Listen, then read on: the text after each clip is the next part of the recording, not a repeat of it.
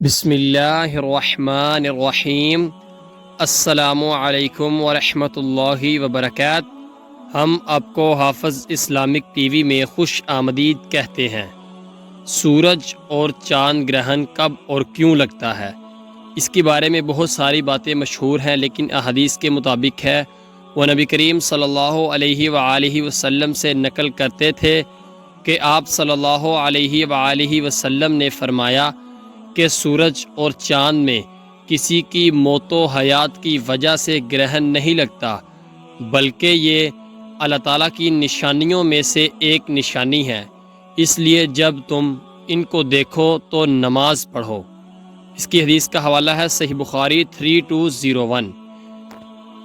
اس سے شیئر کرنا آپ کے لیے صدقہ جاریہ بھی بن سکتا ہے۔ اللہ تعالیٰ عمل کرنے کی توفیق عطا فرمائے، آمین۔